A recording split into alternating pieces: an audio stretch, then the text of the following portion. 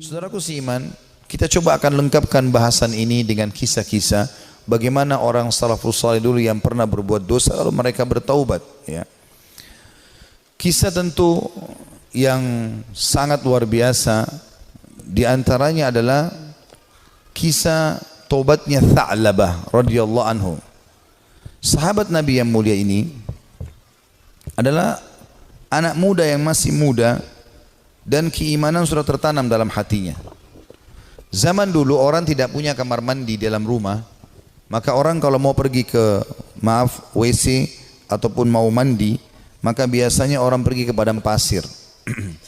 Satu waktu Tha'labah radhiyallahu anhu ini keluar, kemudian dia ke padang pasir, lewat, bukan sengaja, lewat. Rupanya dia melewati sebuah tempat mandi tapi untuk seorang wanita Ansar, wanita dari Madinah, ya. Dan wanita ini terkenal, ya, sangat punya kecantikan dan kulitnya putih bersih. Dan ini bukan terlihat, telanjang bulat semuanya, tidak. Tetapi Tha'labah radhiyallahu anhu lewat. Zaman dulu tempat mandinya laki-laki sama perempuan untuk membedakannya, kalau laki-laki itu dibuat pelapa kurmanya sampai ke daerah kepala sehingga bagian kepala terlihat dan orang tahu di dalam itu adalah orang. Ini di padang pasir, dibuat kayak WC-WC umum gitu, ya, tapi masing-masing punya. Kalau perempuan tertutup semuanya, tetapi karena terbuat dindingnya dari pelapa kurma, ya, mirip dengan pelapa-pelapa kelapa kita sekarang, ya, ada serat-serat, ada lubang celah di antaranya, maka dia sempat lihat sepintas perempuan tersebut dan itu mengganggu hati dia. Begitu melihat langsung terganggu hatinya, padahal dia tidak niat untuk sengaja mengintip orang mandi. Maka dia merasa tulang-tulangnya gemetar, kesemutan, otot-ototnya merasa kesakitan dan lemas. Lalu kemudian dia segera naik ke atas sebuah bukit yang sangat tinggi di Madinah.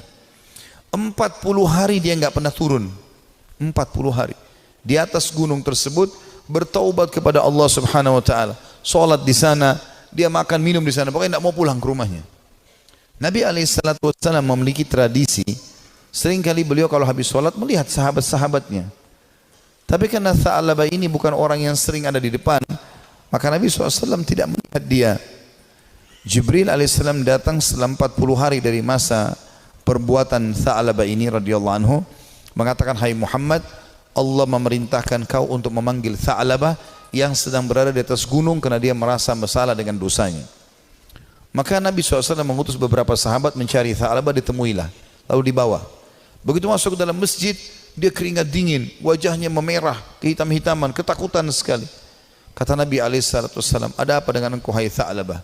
Dia mengatakan, ya Rasulullah, saya telah melakukan maksiat yang besar sekali. Kata Nabi SAW, rahmatnya Allah lebih luas. Ya, kemudian waktu itu diiqamahkan sholat. Maka sholatlah Nabi SAW bersama para sahabat, Tha'labah pun ada. Sementara sholat, Nabi SAW membaca ayat tentang neraka. Maka Tha'labah pun pingsan dalam sholatnya. Pingsan. Setelah itu habis sholat, para sahabat menyampaikan, Nabi SAW datang membangunkan. Setelah bangun, kata Nabi SAW, ada apa dengan kau hai Tha'labah? Ya Rasulullah, saya melakukan dosa yang sangat besar bagi saya. Selama 40 hari saya merasa terus dihantui dengan ketakutan atau diselimuti dengan ketakutan ini. Merasa luar biasa, ya. Masalah saya melihat wanita tidak sengaja yang lagi mandi. Maka dia pun berkata, Nabi SAW mengatakan, rahmat Allah luas, mohon ampunlah. Dia mengatakan, ya Rasulullah, tapi hati saya masih betul-betul terganggu dengan ini, ya. Maka Nabi SAW setelah mengatakan rahmat Allah luas, pulanglah semua sahabat ke rumah, sampai beritakan Nabi SAW kalau Tha'labah sakit di rumahnya. Maka Nabi SAW datang ke rumahnya, kemudian ingin meletakkan kepala Tha'labah di atas paha Nabi SAW. Tha'labah terus berusaha menjauh radhiyallahu anhu. Kata Nabi SAW, kenapa kau jauhkan kepalamu dariku? Dia mengatakan, ya Rasulullah, kepalaku penuh dengan dosa. Ini bayangkan sosok seorang sahabat yang hanya sekedar melihat tidak sengaja wanita ya, yang sedang mandi, itu pun cuma di celah-celah pelapa-pelapa kurma itu. Maka Nabi SAW mengatakan rahmat Allah luas. Apa yang kau rasakan hai Tha'labah? Kata Nabi SAW. Kata Tha'labah, ya Rasulullah, semenjak saya lakukan perbuatan tersebut, hatiku rasanya seperti sedang direngut, ya, seperti ditekan dengan sesuatu. Tulang-tulangku dan otot-ototku seperti kesemutan semuanya. Aku merasa ketakutan yang luar biasa. Apa harapanmu? Kata Nabi SAW. Dia bilang, harapanku agar Allah memaafkan semua dosa-dosaku. Ya, bukan cuma itu saja, aku memaafkan, mohon supaya Allah maafkan semua kesalahanku. Maka Nabi SAW mendapat wahyu dari Jibril AS. Jibril mengatakan, sampaikan kepada Tha'labah, hai Muhammad, kalau Allah sudah memaafkan bukan cuma itu tapi semua dosanya. Maka Nabi SAW mengatakan, hai Tha'labah, terimalah berita gembira, karena sungguhnya Tuhanmu Allah telah memaafkanmu, dan ini Jibril datang menyampaikan wahyu itu. Maka Tha'labah pun bergembira, senyum, kemudian dia bertakbir lalu meninggal dunia. Maka pada saat dia wafat, teman-teman sekalian radhiyallahu anhu, sahabat Nabi yang mulia, saking takutnya dengan Allah sampai mati, meninggal, ajalnya datang. Waktu itu Nabi SAW mengatakan, urus jenazahnya segera, kita kuburkan, dimandikan segala macam, disolati. Habis sholat lagi mau diantar ke kuburan, Nabi SAW jalan sambil jingkrak-jingkrak, ya, sedikit beliau jinjitkan kakinya. Kata para sahabat, ya Rasulullah, kenapa anda lakukan itu? Kata Nabi SAW, saya merasa malu dengan para malaikat, dan saya tidak bisa menghitung jumlah mereka yang sedang datang melayat jenazahnya Tha'labah radhiyallahu anhu. Sahabat Nabi yang mulia memberikan pelajaran kepada kita bagaimana mereka bertaubat kepada Allah Subhanahu wa taala. Ada juga kisah yang lain dan kisah ini mirip, seorang tukang jagal hewan, suka menyembelih hewan, dengan juga ada pernah kisah seorang, ya, tukang fitnah. Dua-duanya mirip kisahnya, tapi saya satukan saja. Ini disebutkan oleh para ulama tentang kisah taubatnya orang-orang terdahulu. Dua-duanya ini, tapi di waktu yang berbeda, di tempat yang berbeda, pernah melihat seorang wanita dan dia tertarik dengan wanita tersebut. Ya. Hampir setiap hari dia melemparkan godaannya kepada wanita-wanita ini. Selalu melemparkan kata-kata rayuan, tatapan mata, apalah, berikan hadiah segala macam, sampai membuat wanita ini tertarik. Tapi wanita ini orang beriman kepada Allah, tidak mau sama sekali, tidak tergoda. Diajak jalan sama-sama tidak mau, diajak ngobrol tidak mau. Satu waktu dia melihat wanita itu sedang jalan jauh, dan jalan jauh ini pergi ke satu tempat yang kelihatannya tidak banyak orang. Maka kedua laki-laki ini di dua kisah yang berbeda, tempat yang berbeda, tapi kasusnya sama, ya, jalan mengikuti perempuan tersebut. Begitu tiba di tempat yang sangat jauh, dia pun langsung menghadang wanita tersebut, mengatakan, saya jauh-jauh mengikuti kamu karena saya sangat menyukaimu, gitu kan. Maka kenapa kau sia-siakan waktu yang berdua ini? Kenapa nggak bersama-sama sekarang? Enak kalau kita mungkin pacaran sekarang, jauh dari orang. Kalau kau takut selama ini dengan orang, sekarang jauh dari orang. Maka wanita tersebut tiba-tiba mengatakan, kalau kau memang mencintaiku, maka kau harus tahu sebenarnya aku lebih mencintaimu. Aku pun sebenarnya suka dengan kamu, tetapi rasa takutku kepada Allah mengalahkan itu semua. Aku tidak ingin justru karena cinta ini kemudian kita terjerumus dalam kemaksiatan dan Allah hukum kita. Maka dengan kalimat itu saja laki-laki ini tersentuh. Lalu dia mengatakan, subhanallah, yang telah memberikan peringatan kepadaku melalui lisanmu. Kau takut kepada Allah dan aku tidak takut kepada Allah. Lalu laki-laki tersebut meninggalkan si perempuan tadi, dan semenjak itu dia bertobat kepada Allah Subhanahu wa taala, tidak mau lagi mengenal kecuali yang halal dari mereka. Seorang salafus saleh yang lain yang luar biasa, dia karena takutnya dengan fitnah wanita, maka dia mengatakan, ya Allah, jadikanlah seluruh wanita yang tidak halal bagiku, ya, tidak ada perbedaan, atau hilangkan syahwatku dari seluruh wanita yang tidak halal bagiku. Maka dia mengatakan, demi Allah, Allah kabulkan doa saya, sehingga tidak ada syahwat kecuali pada istri saya saja, pada yang halal, dan tidak ada bedanya antara wanita yang tidak halal bagiku dengan sebuah tembok. Artinya betul-betul mereka ingin menjaga diri dari perbuatan yang salah. Dinukil kisah yang lain, seorang anak muda. Ini kenapa saya sebutkan banyak kisah anak muda, karena memang anak-anak muda yang banyak terjerumus dalam kemaksiatan, karena mereka punya potensi, energi, Ya, banyak sekali kesempatan dan ingin tahu sesuatu itu lebih besar daripada orang yang sudah berumur. Walaupun memang orang berumur pun bisa terjadi, tapi umumnya orang kalau sudah tua khawatir berbuat dosa. Maka ada seorang anak muda selalu berbuat maksiat di zaman Nabi Musa alaihissalam. Sibuk dengan dosa-dosa yang dia lakukan.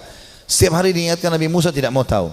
Sampai masyarakat dari Bani Israel pun sudah merasa ini orang tidak ada lagi solusinya nih. Ini sudah tidak ada solusinya orang ini. Maka mereka mengeluh kepada Musa alaihissalam. Allah pun berfirman kepada Musa melalui Jibril alaihissalam, usir anakmu itu dari negerimu. Tidak boleh lagi ada di sana dia. Maka Musa alaihissalam menyampaikan kepada Bani Israel, kalau Allah sudah menurunkan firman-Nya menyuruh anak muda ini diusir. Maka anak muda pun itu diusir dari kota tempat Nabi Musa alaihissalam dengan Bani Israel tinggal. Terus saja dia jalan sampai tiba di sebuah padang pasir yang luas. Kemudian dia merasa dirinya sakit, lemah, terpukul karena jauh dari orang-orang. Maka dia pun lalu berkata, ya Allah, jangan engkau haramkan aku dari rahmat-Mu. Aku tahu aku telah berbuat dosa, tapi rahmat-Mu jauh lebih luas. Aku bertobat dan beristighfar kepadamu dari seluruh dosaku ya Allah, maka maafkanlah aku. Terus dia ucapkan permohonan maafnya kepada Allah sampai 3 hari berturut-turut. Setelah itu dia meninggal dunia, si anak muda ini. Setelah dia meninggal dunia sendirian di padang pasir itu dengan kondisi menyesali kesalahannya, maka dia pun Musa pun alaihissalam didatangi oleh Jibril. Jibril mengatakan, hai Musa, Tuhanmu Allah memberikan perintah kepadamu agar engkau keluar ke padang pasir ini, dan itu disebutkan cirinya. Di sana ada satu wali Allah yang Allah suruh kau mengurus jenazahnya. Maka Musa alaihissalam pun keluar ke padang pasir yang ditunjukkan. Begitu tiba di sana tidak dilihat kecuali anak muda tadi yang memang dianggap orang ini buruk di tengah-tengah Bani Israel. Maka pada saat itu pun Musa alaihissalam mengatakan, Jibril alaihissalam mengatakan kepada Musa, sesungguhnya orang ini telah bertobat selama berapa hari? 3-4 hari meninggalkan negerimu dan Allah terima taubatnya. Maka Musa alaihissalam pun mengurus jenazahnya kemudian menguburkan dia. Begitu luasnya rahmat Allah subhanahu wa ta'ala. Bagi orang yang masih melakukan kemaksiatan dan berpikir bahwasanya susah untuk bertaubat, tidak ada yang susah teman-teman sekalian. Kita akan kisahkan sekarang seorang tokoh tabi'in yang masyhur, Fudail bin Iyad rahimahullah. Orang ini sangat unik ceritanya, karena dulunya dia adalah perampok jalanan. Saking mahirnya dia mencuri dan merampok sampai dia tidak butuh tim, sendirian. Dikatakan dalam kisah ini, Fudail bin Iyad sendirian, tidak butuh orang-orang lain untuk membantunya. Dan setiap kali ada kafilah mau lewat di tempat Fudail, pasti mereka ketakutan, lebih takut daripada melewati tempat yang lain. Karena Fudail bunuh, ambil hartanya, gak ada toleransi. Dan dia satu orang bisa mengalahkan sekian banyak orang dalam duel dan berperang. Sampai satu waktu ada satu kafilah, satu malam Fudail bin Iyad lagi nunggu-nunggu, ya, ada mangsa yang lewat, dia ingin mengambil dan merampok dari mereka. Di tengah jalan subhanallah, atau pas lagi nunggu ada kafilah yang lewat, bukan tengah jalan, ada kafilah yang lewat. Kemudian kafilah ini berbicara satu sama yang lain, dan Fudail mendengarkan. Jangan kita lewat jalan sini karena ada Fudail bin Iyad, nanti dia akan mengganggu kita, ya, dan tidak bisa kita selamat dari dia. Bagaimana dengan keadaan keluarga dan harta kita? Dengan kalimat ini yang didengar oleh Fudail, Fudail mengatakan, begitu takutnya manusia padaku, gitu kan. Maka dia pun mengatakan, mulai hari ini ya Allah, aku berjanji aku tidak akan pernah mengganggu orang lain lagi. Dalam riwayat yang lain, Fudail lalu keluar, lalu menemui mereka, lalu mengatakan, akulah Fudail bin Iyad yang kalian sebutkan tadi. Dan karena perkataan kalian tadi, aku merasa aku telah menakut-nakuti manusia. Maka dengan itu aku akan berhenti dan tobat dan kalian akan jadi saksi. Lalu Fudail menghormati mereka menjadi tamu pada malam itu. Mulailah Fudail menyembelikan buat mereka hewan, dia berburu sendiri malam itu, dia sembelikan, dia biarkan mereka membuat kemah di sekitarnya. Setelah dia membakar makanan, dia menyiapkan makanan buat mereka, rupanya ada satu orang dari kafilah itu, orang soleh, membaca firman Allah subhanahu wa ta'ala yang berbunyi, ini disebutkan dalam surah Al-Hadid, ya, ayat 16. Yang Allah subhanahu wa ta'ala berfirman, a'udzubillahi minasyaitonirrajim, alam ya'ni lilladzina amanu an takhsha qulubuhum lidzikrillah wa ma nazala minal haqq. Belumkah tiba saatnya bagi orang-orang beriman untuk tunduk hati mereka dan mereka agak tunduk hati mereka kepada zikrullah dan apa yang turun dari kebenaran dalam Al-Quran. Fudail bin Iyad orang Arab, dia faham betul makna ayat ini. Artinya, sampai kapan kamu mau lalai, kata Allah SWT. Belum tibakah saatnya bagi orang beriman untuk tunduk hatinya dan berzikir kepada Allah dan apa yang diturunkan dari kebenaran dalam Al-Quran? Maka Fudail pun menangis mendengar ayat tersebut. Lalu dia ulang-ulangi ayat itu sampai akhirnya dia menunjukkan taubatnya. Subhanallah, setelah dia taubat, mulai hari itu dia pergi ke Mekah. Tiap hari Mekah dan Madinah. Artinya setiap saat dia di Mekah sebentar, nanti di Madinah lagi sebentar. Tidak pernah meninggalkan dua kota yang suci ini. Dan kata para ulama, orang-orang yang pada saat itu sudah menjadi ulama, ya, kemudian menjadi sahabat dekatnya Fudail. Di antaranya Abdullah bin Mubarak, Sufyan Ats-Tsauri. Ini semua orang-orang yang luar biasa ibadahnya, terkenal sekali kesolehannya. Itu mereka mengatakan, kami tidak pernah menemukan orang setakut kepada Allah seperti Fudail bin Iyad. Dia luar biasa, kalau datang dekat Ka'bah nangis kepada Allah Subhanahu wa taala. Kalau nangis bisa sampai pingsan karena ketakutannya kepada Allah Subhanahu wa taala, dan dia betul-betul tulus sampai akhirnya Allah letakkan hikmah, kalimat hikmah dari lisan dia. Banyak kalimat-kalimat mutiara yang disebutkan oleh Fudail bin Iyad rahimahullah. Dan itu dinukil oleh para ulama. Seperti misalnya dia mengatakan, sambil dia berdoa kepada Allah, tapi ini orang dengar diam-diam. Dia sebutkan diam-diam di hadapan depan Ka'bah. Dia mengatakan, idza azharta aibana fatadhhar walan nastati'a satrah. Ya Allah, seandainya Engkau membuka aib-aib kami, maka pasti akan kelihatan dan kami tidak akan mungkin bisa menutupinya. Wa nufdah, dan kami pasti akan dipermalukan. Wa idza azharta a'malana fanuhlik bi'adzabik. Dan kalau seandainya Engkau memperlihatkan amal-amal kami, akhirnya orang jadi puji-puji kami, maka kami akan binasa dan kami akan kena hukuman-Mu. Kemudian dia juga menyebutkan dalam statementnya yang masyhur setelah dia taubat, kamu berhias untuk manusia, hai Fudail, berdandan untuk mereka, dan terus saja riya, pamer ibadah-ibadah sehingga mereka menilaimu saleh, mereka menunaikan kebutuhanmu, kemudian melapangkan tempat duduk untukmu dan bermuamalah denganmu karena mereka salah duga. Kamu buruk bila demikian adanya. Artinya orang-orang akan menilai kau seakan-akan kau itu orang soleh, padahal sebenarnya tidak, ya. Dia terus menasihati dirinya agar jangan sampai dia lalai. Ibnu Mubarak berkata, Abdullah bin Mubarak setelah melihat ibadahnya Fudail bin Iyad yang tadinya penjahat besar, perampok jalanan, suka membunuh dan merampas harta orang, sesungguhnya Fudail merupakan bukti kebenaran kekuasaan Allah Azza wa Jal yang memuncul dengan Allah atau Allah memunculkan hikmah melalui lisannya. Dia termasuk manusia yang dikaruniai manfaat dari amal-amalnya. Disebutkan dalam Syiar Alam Nubala di jilid 8 halaman 425. Artinya ini buktinya tanda-tanda kebesaran Allah. Tadinya penjahat besar, pembunuh, lalu dia taubat nasuha, dia tinggalkan semua kesalahannya. Allah tidak mau tahu masa lalu orang, tapi Allah Subhanahu wa taala menilai sekarang ke depan. Fudail berkata kepada seseorang yang bertanya, bagaimana caranya supaya bisa menjadi takut kepada Allah sebagaimana anda ini takut? Ya, anda bisa taubat seperti ini, luar biasa. Kata dia, kosongkan hatimu untuk sedih dan takut sampai keduanya dapat bersarang. Apabila keduanya bersarang di hatimu, maka keduanya akan membentengimu dari melakukan maksiat dan menjauhkan dirimu dari api neraka. Disebutkan juga dalam Syiar Alam Nubala jilid 8 halaman 438. Artinya dia mengatakan, yang membuat saya seperti ini, saya sengaja menanamkan rasa takut saya kepada Allah. Saya mempelajari tentang kemahabesarannya Allah Subhanahu wa taala sebagai pencipta, beratnya siksaannya kalau melanggar terus-menerus, ya. Kemudian saya biarkan tersarang dalam hati saya, maka akhirnya itu membentengi saya dari kemaksiatan. Dia juga berkata, sedih karena Allah di dunia menghilangkan keresahan di akhirat, dan terlalu gembira di dunia menghilangkan manisnya ibadah. Nah, artinya dia mengatakan sedih karena Allah di dunia, maksudnya merasa rindu dengan surga, takut dengan dosa, menghilangkan keresahan di akhirat. Tidak akan mungkin bersatu antara dua kesedihan, gitu kan. dan terlalu gembira dengan dunia, tidak pernah ada cobaannya misalnya, tapi walaupun tidak mungkin ya, pasti manusia akan diuji oleh Allah SWT supaya dia tidak terlalu bergantung pada dunia ini.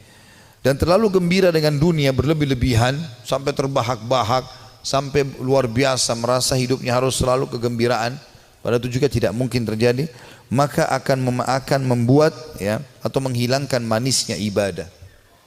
Dia juga menasihati dirinya setelah dia taubat, mengatakan, wahai jiwa, kasihan kamu ini, kau selalu berbuat buruk, namun kau mengira dan merasa dirimu baik. Kamu tidak tahu, tetapi merasa selevel dengan ulama. Kamu kikir, tapi kamu merasa dirimu dermawan. Kamu bodoh, tapi kamu merasa pintar dan cerdas. Ajalmu pendek, tapi angan-anganmu sangat panjang. Ya, ini kalimat-kalimat mutiara yang luar biasa. Rupanya setelah dia bertaubat kepada Allah Subhanahu wa taala, Allah berikan kalimat-kalimat ini kepadanya, ya. Dia mengatakan, saya ulangi, wahai jiwa, kasihan kamu. Kau berbuat buruk, namun kau mengira dirimu berbuat baik. Artinya, amal-amal yang kau kerjakan ini masih kurang. Tapi kenapa kau selalu merasa bangga? Ini dia nasihati dirinya sendiri. Karena ada orang kadang-kadang begitu, dikuasai oleh syaitan, dia merasa bangga. Saya sudah haji sekian kali, saya sudah pernah bersedekah ini dan itu, saya pernah bangun masjid satu masjid itu terus yang dibahas. Apa saja semuanya dibanggakan. Maka dia menasihati dirinya supaya dia terus termotivasi mau ibadah. Dia mengatakan, wahai jiwa, kasihan kamu. Kau sebenarnya berbuat buruk masih sedikit, tapi kau pikir dirimu sudah berbuat banyak. Kau tidak tahu, ya, tapi kau menganggap dirimu selevel dengan ulama. Ini juga banyak jadi penyakit di dalam tengah-tengah penuntut ilmu. Baru belajar setahun 2 tahun sudah merasa dirinya luar biasa. Akhirnya sudah mulai membicara tentang ulama ini, tentang ulama itu. Habis waktunya untuk itu. Maka semestinya seseorang menyadari kalau dia baru belajar, ya sudah dia belajar. Sebagaimana dikatakan oleh Fudail di sini rahimahullah. Beliau mengatakan, kau tidak tahu tapi kau merasa dirimu selevel dengan ulama. Yang ketiga dia bilang bahwa dirinya, kamu kikir tapi kau merasa dirimu dermawan. Ya, artinya berapa banyak sih yang kau sudah sedekahin sehingga kau selalu banggakan, hai Fudail? Padahal sebenarnya kau bakhil. Sedikit sekali yang kau keluarkan dibandingkan nikmat Allah yang melimpah kepadamu. Ini juga ya tamparan yang sangat keras bagi orang yang tadi baru sedekah sekali, 2 kali, 3 kali dalam 1 bulan, dalam 1 tahun, bahkan mungkin 10 tahun sekali, atau mungkin seumur hidup baru melakukan 1 kebaikan itu. Jadi misalnya membangun sebuah masjid atau 1 kegiatan, sudah dibangga-banggakan. Ya. Kemudian dia mengatakan yang keempat, kau bodoh tapi merasa dirimu pintar dan cerdas. Ada orang juga ini kena penyakit ini ya. Begitu dia sudah belajar agama, dia sudah mulai faham sedikit ayat, hadis, maka dia rasa dirinya tidak perlu belajar lagi. Ini keliru. Kita harus menuntut ilmu sampai menjelang meninggal dunia. Dan beliau mengatakan, ajalmu pendek tapi angan-anganmu sangat panjang. Artinya banyak angan-angan yang kau bangun tapi sebenarnya semuanya itu mengganggu hidupmu. Juga dia berkata, Fudail rahimahullah, manusia paling berdusta adalah mereka yang mengulangi perbuatan dosa yang pernah dilakukannya. Manusia yang paling dusta adalah manusia yang mengulangi apa yang pernah dia lakukan dulu. Ya. Manusia yang paling bodoh, jadi kalau dia pernah buat dosa dia ulangi lagi, berarti dia manusia paling dusta. Karena dia sudah tahu salah tapi kenapa dia lakukan. Lalu dia mengatakan manusia paling bodoh adalah manusia yang memperlihatkan amal kebaikannya. Kalau ada manusia yang model dia paling bodoh adalah orang yang suka pamer-pamer amalnya. Ya, saya ini lakukan, saya sudah haji sekian kali, saya sudah bangun masjid ini dan itu, saya sudah begini dan begitu. Dia banggakan amalnya. Itu manusia yang paling bodoh. Karena hilang semua pahalanya dengan dia riya. Lalu dia mengatakan manusia yang paling dekat dengan Allah, yang paling takut kepadanya. Ini juga statementnya mirip dengan apa yang dikatakan oleh sebagian ulama yang membuat Umar bin Khattab radhiyallahu anhu yang mendapatkan kemuliaan sabda Nabi SAW, wahai Ibnu Khattab, kalau kau lewat di sebuah lembah, syaitan melihat kau lewat di lembah itu, maka dia akan mencari lembah yang lain karena takut bertemu denganmu. Kata ulama, syaitan takut dengan Umar bin Khattab, padahal Umar enggak melihatnya. Bertemu dengan Umar aja syaitan cari tempat lain. Jadi jangankan menggoda, jadi dia bahkan menghindar dari Umar, padahal Umar tidak melihatnya. Karena rasa takutnya Allah SWT kepada Allah. Karena rasa takutnya Umar bin Khattab kepada Allah Subhanahu wa taala. Jadi siapa yang takut kepada Allah, Allah akan buat ya seluruh makhluk takut kepadanya. Dan siapa yang tunduk kepada Allah, Allah juga tundukkan makhluk kepadanya.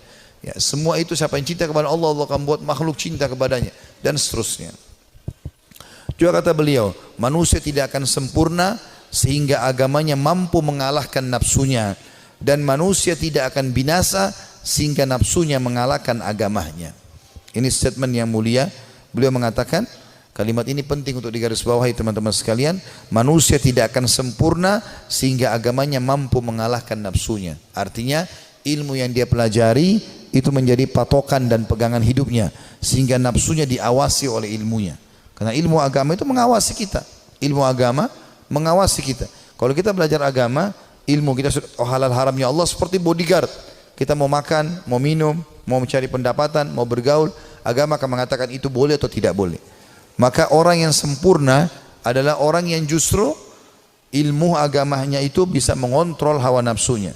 Dan sebaliknya, orang yang binasa adalah orang yang nafsunya mengalahkan agamanya. Jadi dia pun tahu agama tapi tetap saja dikalahkan oleh agamanya sendiri. Dan ini semua adalah hal mendasar yang perlu digarisbawahi dari nasihat yang mulia. Ini kita bisa, ini sebagian kecil ya, banyak sekali statementnya, hampir semua buku tentang tazkiyatun nafs, ya, pensucian jiwa, tentang zuhud, ya, menginginkan akhirat, gitu kan, daripada dunia, semasalah keimanan, ya, masalah penyesalan, itu selalu ada statementnya Fudail bin Iyad. Padahal tadinya dia ini seorang penjahat besar, tapi bagaimana Allah Subhanahu wa taala memberikan kepada dia karunia dengan taubatnya yang luar biasa nasuha. Allah memberikan kata-kata mutiara dari lisannya. Dia juga mengatakan, Az-Zahabi berkata, ditanya kepada Fudail, apa itu zuhud? Apa itu zuhud? Mendahulukan akhirat dari dunia. Dia mengatakan banyak qanaah. Qanaah artinya merasa puas, ya, dengan apa yang telah Allah berikan. Itu namanya zuhud, kata beliau.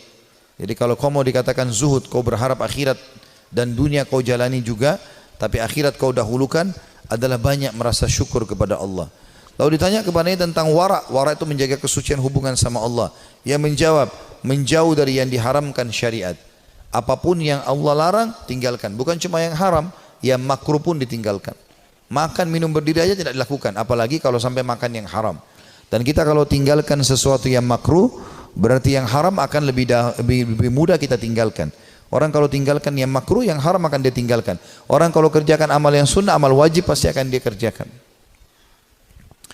Lalu ditanya juga kepada dia, apa ibadah itu? Ia menjawab, melaksanakan apa yang diwajibkan sebaik mungkin. Melaksanakan yang diwajibkan sebaik mungkin. Dan sekian banyak statement Fudail bin Iyad rahimahullah yang kita bisa ambil pelajaran darinya. Artinya tidak ada kata terlambat dalam bertaubat, dan kalau orang taubatnya nasuha, Allah Subhanahu wa taala akan karuniakan untuk dia kelebihan-kelebihan yang banyak. Saya akan tutup dengan dua kisah di sini teman-teman sekalian. Salah satunya nanti yang terakhir adalah kisah yang cukup panjang, kisah Ka'ab bin Malik radhiyallahu anhu, sahabat Nabi yang mulia yang bertaubat karena dia tidak sempat ikut dalam perang Tabuk bersama Nabi alaihi salatu wassalam. Namun sebelumnya saya akan sebutkan dulu kisah tentang sosok orang yang sangat saleh dari kalangan tabi'in. Dia hidup di zaman Nabi SAW tapi tidak sempat bertemu dengan Nabi dalam pendapat sebagian orang, yaitu Ubaid bin Umair bin Qatadah al-Laythi al-Jundu'i al-Makki, ya. Orang ini sangat saleh, luar biasa. Sampai di Mekah itu kalau ada orang yang menganggap dirinya, ya, lemah imannya, pasti datang kepada dia, ya, kepada Ubaid ini rahimahullah. Orang ini sangat luar biasa keimanannya. Ada sebuah kisah dinukil oleh Ibnu Qudamah. Kisah Ibnu Qudamah dinukil tadi, kisah Tha'labah. Ini dinukil dalam sebuah kisah di sebuah buku, ya. Kisah ini kisah sahih. Ada seorang wanita di Mekah sangat terkenal dengan kecantikannya. Dan wanita ini terkenal tinggi, putih, cantik, fitnah luar biasa. Tapi dia tutup wajahnya, dia pakai cadar. Dia bilang sama suaminya, satu hari dia bicara sama suaminya. Dia mengatakan, wahai suamiku, kira-kira apakah ada orang yang bisa selamat dari fitnah wajahku ini? Artinya dia coba menyebutkan sama suaminya.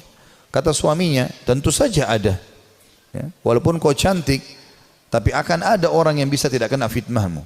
Kata perempuan itu penasaran, siapakah itu? Artinya kalau saya buka wajah saya, ya, saya tidak pakai hijab ini, masih ada laki-laki yang tidak tertarik. Maka kata suaminya, Ubaid ibn Umair, seorang ulama, Maka tiba-tiba istrinya karena merasa tertantang datang kepada suaminya lalu berkata, wahai suamiku, Andes, apakah kau mengizinkan aku untuk coba menggoda Ubaid hanya untuk mengetes imannya? Sekaligus juga mengetes apakah betul memang dia tidak kena dengan fitnah wajahku dan kecantikanku ini. Suaminya mengatakan, karena penasaran juga mengatakan, baik saya izinkan. Maka wanita ini pergi ke Masjid Haram. Ini Ubaid ini punya majelis ta'lim, ya, di Masjid Haram, ulama besar. Tidak pernah sama sekali berbuat dosa dalam kisahnya, dalam kisah hidupnya. Allahu alam kalau yang dinukil dari kisah yang lain, tapi dia disebutkan orang yang sangat soleh. Kemudian datanglah wanita ini lalu mengatakan, saya punya pertanyaan Syekh. Kata dia, silahkan. Dia bilang, tapi pertanyaan ini pribadi, maka saya tidak bisa menanyakan di depan orang. Kalau bisa saya akan meminggir dengan anda di salah satu sudut masjid ini. Karena perempuan ini terus menunjukkan kesedihannya, menangis. Maka Ubaid mengatakan, baiklah, tapi tetap di depan umum, bukan berduaan-duaan khalwat. Di tiang masjid di sebelah situ ada sekitar jemaah. Tiba-tiba wanita ini pada saat duduk depan Ubaid membuka cadarnya, dan memang terlihat kecantikan yang luar biasa. Maka Ubaid rahimahullah mengalihkan wajahnya sambil kata Ubaid mengatakan, apa yang kau lakukan? Bukankah kau bertanya, kenapa kau membuka cadarmu? Dia mengatakan, sebenarnya wahai Syekh Ubaid, saya mencintaimu dan saya menyukaimu, maka aku datang untuk menawarkan diri. Maka Ubaid mengatakan, dan aku tinggal tunggu jawabanmu. Artinya kapan kau mau, selesai, aku jadi milikmu, terserah kau mau apakan. Perempuan ini ingin menguji.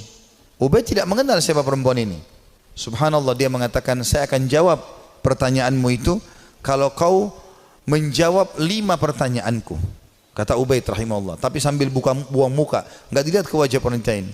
Wanita tersebut menggambarkan Ubaid tidak melihat sedikit pun ke wajahku. Padahal wanita ini depan matanya dan sangat cantik. Maka kata wanita tersebut, tanyalah. Kata Ubaid rahimahullah, jadi tadi dia memang bilang waktu dalam majelis, saya punya masalah, saya mau minta nasihat. Padahal dia cuma mau berbohong wanita ini, tapi akhirnya mendapatkan nasihat yang benar. Apa kata Ubaid rahimahullah? Andai saja bertepatan pada saat sekarang malaikat maut datang ingin mencabut ruhmu, apakah kau akan menawarkan hal yang sama padaku kalau memang kau sedang berhadapan dengan malaikat maut? Kata wanita tersebut, tentu tidak.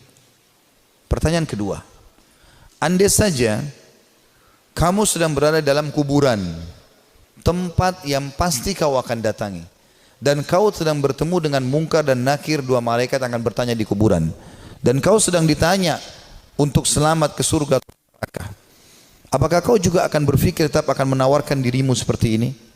Dia mengatakan tidak.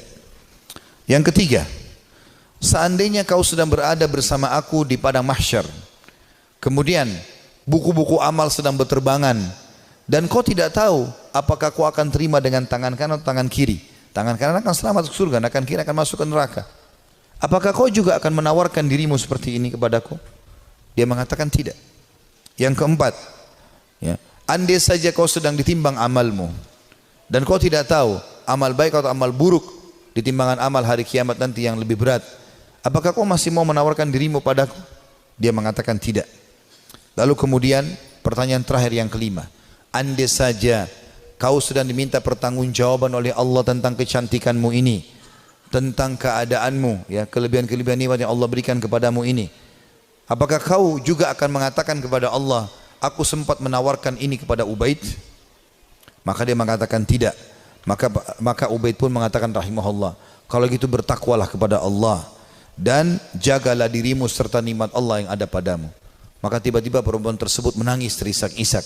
Lalu kata Ubaid, pulanglah. Lalu Ubaid berdiri tanpa melihat sedikit pun ke wajah wanita tersebut. Setelah dia pergi, wanita itu pulang ke rumahnya. Suaminya sudah menunggunya, ingin mengetahui berita apa yang ada sebenarnya.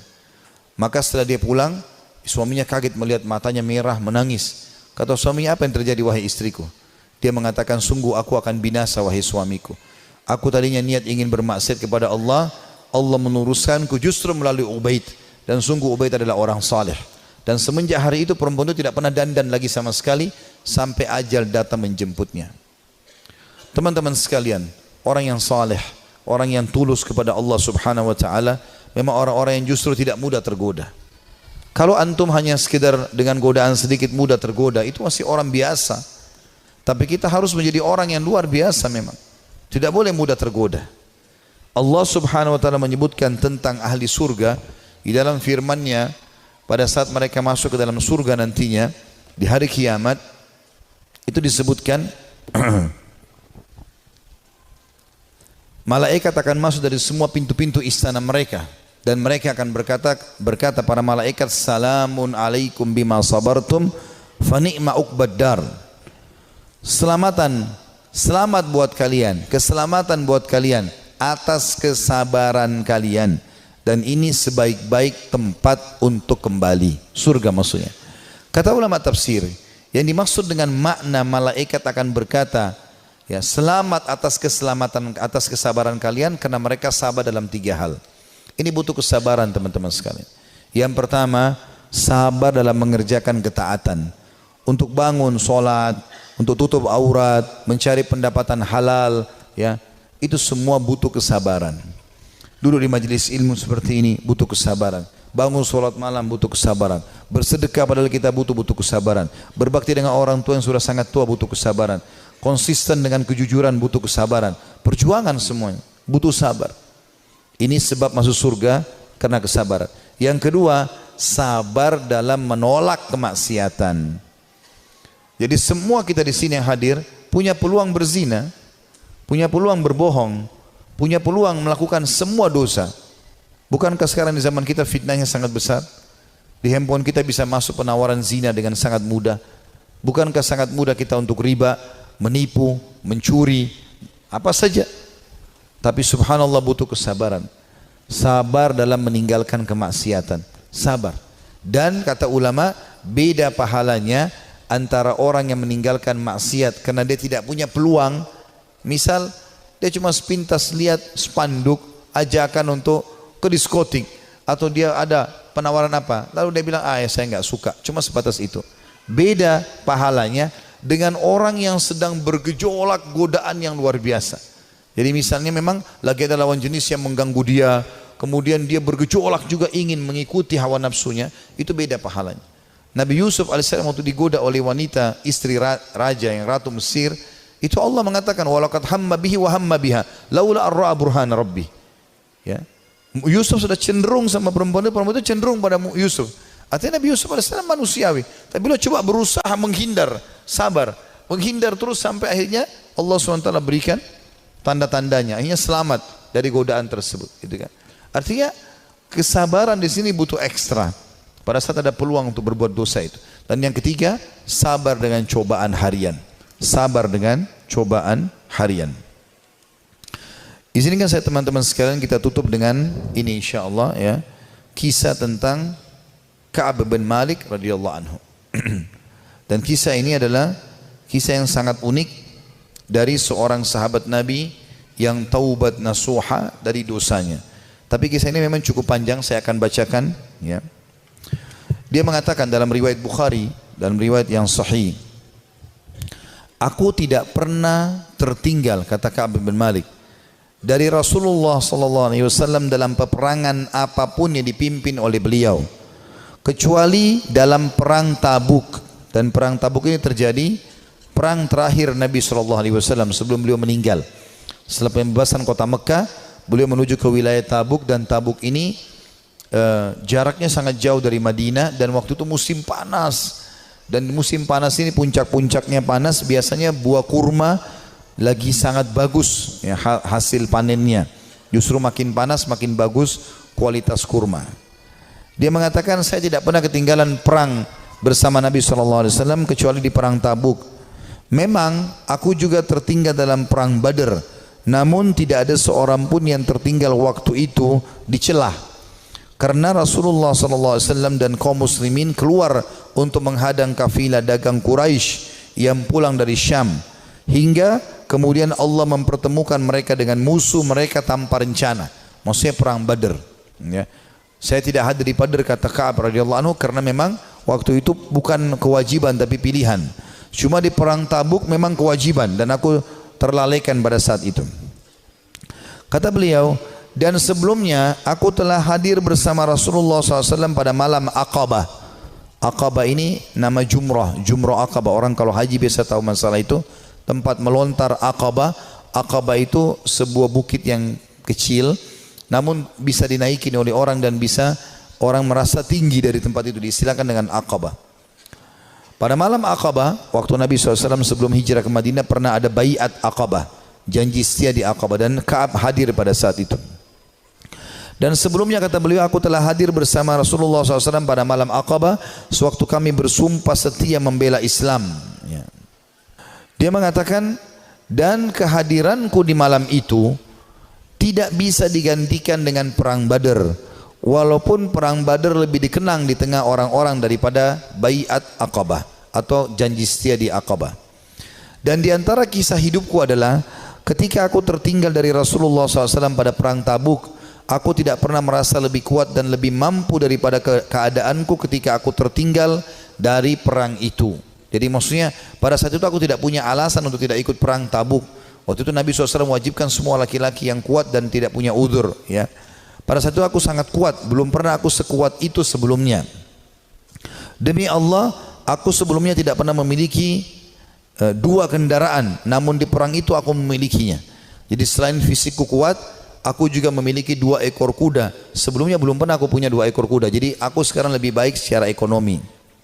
Rasulullah SAW tidak pernah menginginkan peperangan, melainkan beliau menyembunyikan daerah sasarannya dengan mengisyaratkan seolah-olah beliau menuju yang lainnya. Hingga pada perang itu Rasulullah SAW berperang menuju Tabuk dalam musim yang sangat panas dan menghadapi perjalanan yang sangat jauh menempuh padang pasir. Dan menghadapi jumlah pasukan yang sangat besar, beliau menjelaskan kepada kaum muslimin tentang urusan mereka yang sangat serius, agar mereka bersiap-siap dengan segala perbekalan mereka untuk menghadapi perang. Beliau menjelaskan kepada mereka arah mana yang hendak beliau tuju. Artinya pada saat itu Nabi SAW mewajibkan semua laki-laki, dan Nabi mengingatkan, ini yang kita datangi pasukan Romawi, jumlahnya sampai 250.000 personil. Jumlah sahabat itu sekitar 30.000 saja, ya. Maka Nabi SAW ingatkan para sahabat waktu itu, orang-orang Islam, kata Ka'ab radhiyallahu anhu, yang bersama Rasulullah SAW sangat banyak, dan mereka tidak didaftar dalam buku induk, atau maksudnya buku induk negara, ya. Ka'ab berkata, melanjutkan, maka hampir tidak ada yang ingin absen dari perang, kecuali dia menduga bahwa hal itu tidak akan diketahui selama tidak ada wahyu yang Allah jelaskan atau turunkan. Rasulullah SAW lalu berangkat ke perang itu ketika buah-buahan sedang masak dan pohon-pohon menjadi rindang. Ya, perlu kita ketahui penduduk Madinah, kebetulan Ka'ab juga orang Madinah, pendapatan utama mereka adalah kurma. Pendapatan utama mereka adalah kurma. Dan pada saat itu musim panas dan puncak-puncaknya kurma akan panen. Sekitar 2-3 hari lagi akan panen. Tiba-tiba Nabi SAW bilang, jihad, sekarang kita harus keluar. Maka ini ujian yang sangat luar biasa. Beliau mengatakan Rasulullah SAW berangkat pada perang itu ketika buah-buahan sedang masak dan pohon-pohon menjadi rindang. Maka aku lebih cenderung kepadanya, kepada hasil panen. Rasulullah SAW dan kaum muslimin yang bersamanya sedang berkemas-kemas, dan aku pun segera pulang untuk bersiap-siap bersama beliau. Tapi setelah aku pulang, aku tidak melakukan apa-apa. Aku berkata dalam hati, aku bisa melakukannya kapan saja aku mau. Begitulah keanggapan terus mengenyergapku, hingga orang-orang terus berbenah dengan serius. Maka pada pagi harinya Rasulullah SAW dan kaum muslimin bersamanya berangkat menuju perang. Sementara aku belum melakukan persiapan apa-apa. Kemudian aku beranjak lalu kembali tapi tanpa melakukan apa-apa. Hal itu membuat akhirnya aku tidak berangkat dan aku tertinggal. Dan aku bertekad akan menyusul mereka, ya, pada saat tiba di sore hari. Dan seandainya saja aku lakukan itu, maksudnya menyesal, coba aku lakukan, ya. Namun kemudian hal tersebut tidak ditakdirkan untukku. Maka ketika aku keluar ke tengah manusia setelah keberangkatan Rasulullah SAW, aku merasa bersedih karena aku tidak melihat seorang panutan untukku kecuali laki-laki yang tercelah karena kemunafikannya, atau orang yang diterima uzurnya dari Allah SWT dari kalangan orang-orang yang lemah. Rasulullah SAW tidak menyebut-nyebutku hingga beliau sampai di Tabuk. Beliau bersabda sambil duduk di tengah pasukan Tabuk, apa yang dilakukan oleh Ka'ab bin Malik? Maka salah seorang dari Bani Salamah berkata, wahai Rasulullah, dia tertahan oleh pakaian burdahnya dan sibuk melihat kedua sisi tubuhnya. Maksudnya dia tidak ada uzurnya untuk tidak keluar bersama anda. Maka Muadz bin Jabal berkata kepadanya, sungguh buruk apa yang telah kamu ucapkan. Demi Allah ya Rasulullah, kami tidak mengetahui apa yang ada padanya melainkan kebaikan. Jadi Muadz di sini membela Ka'ab, mengatakan dia orang baik ya Rasulullah. Maka Rasulullah SAW diam. Tak kala beliau dalam keadaan seperti itu, tiba-tiba beliau melihat dari kejauhan seorang laki-laki yang mengenakan pakaian putih yang terlihat bergerak terombang-ambing oleh fata morgana. Maka Rasulullah SAW bersabda, orang itu adalah Abu Haythama. Ternyata benar dia adalah Abu Haythama al-Ansari, orang yang bersedekah dengan satu sak kurma ketika dicela oleh orang-orang munafik. Jadi pada saat Nabi SAW menyuruh orang-orang untuk berinfak ya, untuk perang Tabuk, orang-orang munafik hadir di situ, tapi orang munafik tidak berinfak. Mereka cuma mencaci maki saja. Ya. Ada orang yang datang membawa satu kain besar berat, diangkat jatuh, dikasih kepada Nabi SAW. Orang-orang munafik mengatakan riya. Lalu Abu Haythama ini datang radhiyallahu anhu membawa cuma satu keranjang kecil, satu piring kecil kurma, isinya cuma 3-4 butir kurma. Lalu dihidangkan, ya Rasulullah ini buat jihad di jalan Allah. Maka orang-orang munafik juga menghina Abu Haythama sambil mengatakan, ya untuk apa ini? Mau diapakan dengan 3-4 butir kurma? Tapi akhirnya Allah Subhanahu Wa Taala memuji karena infaknya itu. Ka'ab berkata, tak kala sampai berita kepadaku bahwa Rasulullah SAW telah pulang dari Tabuk, kesedihanku datang lagi. Aku mulai mengingat dusta dan berkata, aku ingin berdusta dan berkata, dengan apa? Aku mengingat dusta dan berkata, dengan apa bisa lolos? Dengan apa aku bisa lolos dari kemurkaan beliau besok? Untuk itu aku meminta bantuan kepada semua orang cerdik pemikiran dari keluargaku. Maka tak kala diberitahu bahwa Rasulullah SAW telah mendekati Madinah, hilanglah dariku segala pikiran yang batil, hingga aku benar-benar mengetahui bahwa aku tidak akan selamat dari beliau dengan apapun selamanya. Maka aku bertekad untuk bersikap jujur kepada beliau. Rasulullah SAW tiba pada keesokan harinya, dan biasanya apabila pulang dari safar, beliau memulai dengan masjid. Dan beliau sholat 2 rakaat, kemudian duduk di hadapan orang-orang. Ketika beliau melakukan demikian, orang-orang yang tidak ikut perang mendatangi beliau untuk menjelaskan uzurnya dan bersumpah kepada beliau. Mereka bersumpah, mereka berjumlah kurang lebih 80 orang yang tidak ikut berperang di perang Tabuk. Maka beliau menerima lahir mereka, membaiat mereka dan memohon ampun untuk mereka, serta menyerahkan rahasia mereka kepada Allah Subhanahu Wa Taala. Hingga aku datang, tak kala aku mengucapkan salam, beliau tersenyum dengan senyuman orang yang marah. Kemudian beliau berkata, kemarilah. Aku datang berjalan hingga aku duduk di hadapan beliau. Beliau sallallahu alaihi wasallam berkata kepadaku, kata Ka'ab, apa yang membuatmu tidak ikut serta dalam perang Tabuk? Bukankah kamu telah membeli kendaraanmu, ada kudamu? Ka'ab berkata, aku berkata, wahai Rasulullah, sesungguhnya aku demi Allah, seandainya aku duduk di hadapan orang selain anda dari penduduk dunia, pasti aku yakin bahwa aku akan lolos dari murkahnya dengan sebuah alasan, karena aku telah diberi kemampuan untuk berdebat. Akan tetapi demi Allah, aku benar-benar mengetahui bahwa jika hari ini aku menceritakan kepada anda juz cerita dusta yang dengannya anda bisa merelakanku, tentu tidak lama Allah pasti akan menjadikan anda murka kepadaku. Dan apabila aku menceritakan kepada anda dengan cerita yang jujur, pasti anda murka kepadaku karenanya. Sesungguhnya dengan kejujuran ini aku akan menghadap atau akan mendapatkan akibat yang baik dari Allah. Demi Allah aku tidak punya uzur. Demi Allah aku merasa tidak pernah sekuat dan sekaya daripada keadaanku sekarang pada saat aku tidak ikut Tabuk bersama anda.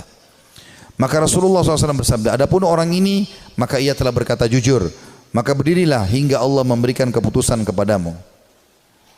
Ringkas cerita ini cukup panjang, saya ringkaskan. Maka Ka'ab pun berkata, aku pun merasa plong karena merasa jujur dengan Nabi SAW.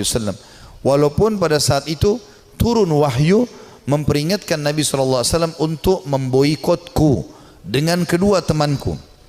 Jadi kebetulan ada 2 temannya dari 80 orang tadi yang dianggap orang yang sangat dekat dengan Nabi SAW dan tidak ada punya uzur untuk hadir.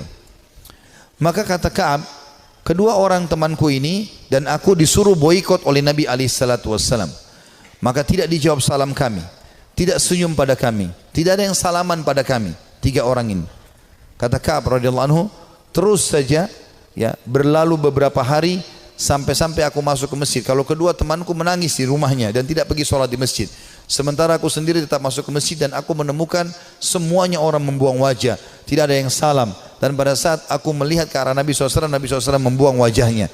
Tapi kalau aku sedang tidak lihat ke arah Nabi, Nabi sedang melihat ke arahku. Aku terus saja berjalan dalam kondisi tersebut. Rasanya jantungku, ya hidupku sempit. Karena betul-betul diboikot pada saat itu. Setelah berjalan kurang lebih 30 hari, sebulan dari masa itu, maka datang perintah dari Nabi SAW, perintah dari Allah agar ketiga orang ini menjauhi istri-istri mereka, termasuk Ka'ab. Maka mereka pun ya melakukan itu. Kata Ka'ab waktu datang utusan Nabi SAW, apakah Nabi menyuruh aku menceraikan istriku? Kata Nabi SAW, kata utusan Nabi SAW, tidak, sama sekali tidak. Tidak ada sama sekali perintah untuk menceraikan, kamu hanya disuruh pisah saja. Kemudian kedua sahabatku, kata Ka'ab, memohon kepada Nabi SAW agar istri-istri mereka memohon kepada Nabi SAW untuk tetap bisa serumah walaupun tidak ada biologis, tapi melayani makan dan minum suaminya. Lalu Nabi SAW izinkan, tapi tidak ada biologis di antara mereka. Lalu kata orang-orang kepada Ka'ab, hai Ka'ab, kenapa kau tidak minta seperti dua sahabatmu tadi? Minta agar ya Nabi SAW izinkan istrimu melayani walaupun tidak ada biologis. Kata dia, tidak, demi Allah, saya akan menjalani hukuman ini semaksimal mungkin supaya juga pengampunannya maksimal. Kata Ka'ab, dalam kondisi seperti itu, satu Madinah memboikot, istriku juga tidak boleh serumah denganku, maka aku menemui seseorang yang datang dari luar Madinah lalu teriak-teriak sambil mengatakan, mana Ka'ab bin Malik, mana Ka'ab bin Malik. Begitu aku melihat orang tersebut, aku mengatakan aku Ka'ab. Orang itu menyerahkan sebuah surat yang ternyata dari Raja Ghassan, seorang raja yang kafir kepada Allah Subhanahu wa taala, yang memang memusuhi Nabi SAW. Maka dia mengatakan, telah sampai dari Raja Ghassan kepada Ka'ab bin Malik, telah sampai kepada kami bagaimana sikap perilaku sahabatmu itu, ya Nabi SAW memboikotmu. Maka kalau kau datang kepada kami akan muliakan kamu, kami akan berikan kamu kedudukan, ya datanglah kepada kami. Maksudnya disuruh murtad, tinggalkan agama Islam, datang kepada Ghassan. Maka kata Ka'ab, demi Allah ini cobaan yang lain, aku akan bersabar. Lalu dia membuang dan membakar surat tersebut. Berjalan waktu, kata Ka'ab, saya terus aja datang ke masjid, aku datang ke masjid sholat, dan tetap saya tidak bisa buat apa, dan rasanya dada ini sudah sempit luar biasa. Sampai puncaknya di hari ke-50. Di hari ke-50. Setelah 50 hari kami diboikot, dan aku kebetulan lagi ada di depan rumahku, baru selesai mengerjakan sholat duha, kemudian tiba-tiba turun wahyu kepada Nabi SAW menerima taubat kami bertiga. Maka dua orang sahabat Nabi dan aku tidak bisa melupakan itu, ya, datang dan mereka berlumba-lumba, yang satu menunggangi unta, yang satu berlari, saking gembiranya ingin menyampaikan berita gembira kepada Ka'ab. Maka dua-dua berlari, karena yang naik kuda lebih cepat, maka yang di atas, yang sedang berlari pakai kaki, ya itu naik ke atas pohon kurma lalu teriak dari jauh, wahai Ka'ab, terimalah berita gembira, terimalah berita gembira. Dari pertama atau dari semenjak kau dilahirkan oleh ibumu, semenjak kau dilahirkan oleh ibumu, sesungguhnya telah turun wahyu Allah menerima taubatmu. Maka kata Ka'ab, aku belum pernah merasa bumi sesempit itu sebelumnya, dan aku belum pernah merasakan bumi seluas itu setelahnya. Artinya sebelum datang berita gembira ini, bumi sangat sempit rasanya, dadaku sempit, semuanya jadi susah hidup ini. Tapi setelah sampai berita gembira ini, aku pun bahagia ataupun tentram, dan aku merasa luar biasa. Saking gembiranya aku membuka bajuku dan aku memberikan kepada pemberi berita gembira tersebut. Aku pakai baju lain, aku datang kepada Nabi SAW. Aku menemukan para sahabat tersenyum, bersalaman denganku, menyampaikan berita gembira, dan aku sangat terharu. Orang-orang pada menangis. Aku pun menemui Nabi SAW. Lalu Nabi SAW mengatakan, wahai Ka'ab, terimalah berita gembira dari pertama kau dilahirkan oleh ibumu. Kata Ka'ab, ya Rasulullah, aku telah mengambil pelajaran dan bersyukur kepada Allah, dan aku berjanji kepada anda, mulai hari ini aku tidak akan pernah berdosa selamanya, karena kejujuranku lah yang telah membuat Allah menyelamatkanku. Saudaraku si iman, kisah-kisah seperti ini, walaupun ini cukup panjang tadi disampaikan, karena memang ini kisah cukup panjang di dalam riwayat Bukhari, saya meringkaskan bagaimana orang-orang salafus saleh kembali kepada Allah Subhanahu wa taala. Yang paling penting, setelah kita kembali ke jalan Allah Subhanahu wa taala sebelum ajal datang. Karena kalau ajal datang kita akan menyesal. Kita akan berharap solat duha yang pernah kita tinggalkan 2 rakaat kita akan lakukan. Kita akan berharap kembali ke dunia senyum dengan seorang muslim lalu kita meninggal dunia. Kita berharap bisa menyedekahkan seluruh harta yang kita miliki. Kita berharap berbakti dengan kedua orang tua kita yang masih hidup. Kita berharap bisa berbuat baik dengan tetangga, dengan masyarakat, dengan siapa saja. Karena semua itu akan ada nilai pahala yang di sisi Allah Subhanahu wa taala. Sebelum itu terjadi, teman-teman sekalian, penyesalan, sekarang kesempatan kita kembali kepada Allah Subhanahu wa taala. Allah mengatakan wa anibu ila rabbikum wa aslimulah. Tadi sudah saya bacakan dalam surah Az-Zumar. Kembalilah kalian ke jalan Tuhan kalian dan tunduklah kepadanya. Menjadi orang yang baik, orang yang patuh kepada Allah, orang yang saleh dan salehah, mulia. Dia akan makan, dia akan minum, dia akan punya jabatan, dia akan punya harta, dia akan punya pasangan yang baik seperti dia akan punya anak-anak yang baik dan soleh. Allah akan berikan kebahagiaan dan di akhirat dia akan dapatkan juga yang terbaik. Allah janjikan surga yang luas. Dia akan tinggal tunggu ajal datang saja lalu masuk ke surganya. Orang-orang yang fasik makannya susah, yang hidupnya susah. Begitu juga dengan yang lainnya. Bahkan kalaupun ada di dunia itu adalah sifatnya tadarruj, tahapan siksaan dari Allah Subhanahu wa taala. Firaun juga makan, Namrud juga makan, dan seluruh orang yang Allah binasakan juga makan, tapi malah menjadi tadarruj atau tahapan siksa buat mereka.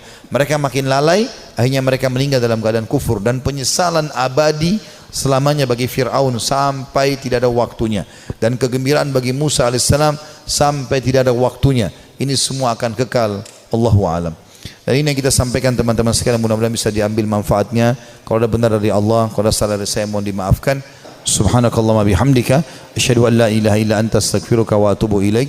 Wassalamualaikum warahmatullahi wabarakatuh.